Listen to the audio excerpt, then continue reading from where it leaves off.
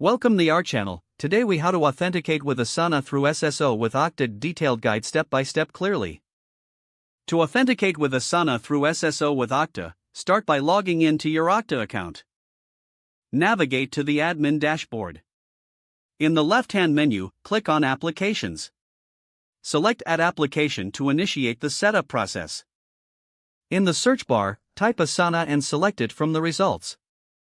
Click on Add to proceed with the application setup. Next, you'll be taken to the application settings page.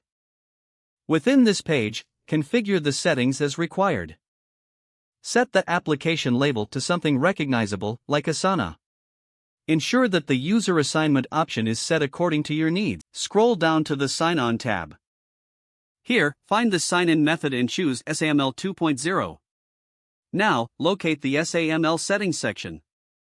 In the single sign-on URL field, input the value provided by Asana for SSO. Then, enter the audience URI, which should also be provided by Asana. Make sure to fill in the default relay state and name ID format as per Asana's requirements. Next, configure the attribute statements based on what Asana needs for user identification. Typically, you'd include the user's email address and full name. Once you have completed these fields, save the changes. Next, navigate to Asana's admin settings. In Asana, click on your profile icon, then select Admin Console. Locate the Team Settings or Organization Settings option. Under the SSO section, enable the SSO feature. Input the Okta-related details, such as the IDP metadata URL. Copy this URL from your Okta application settings. After filling this out, save your changes in Asana. It's recommended to test the SSO connection now. Log out of Asana and attempt to log back in using Okta.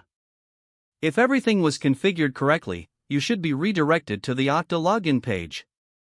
Once you enter your Okta credentials, you will gain access to Asana. For troubleshooting, ensure that user mappings are correctly set in Okta. Review any error messages during login attempts for hints on what might be wrong.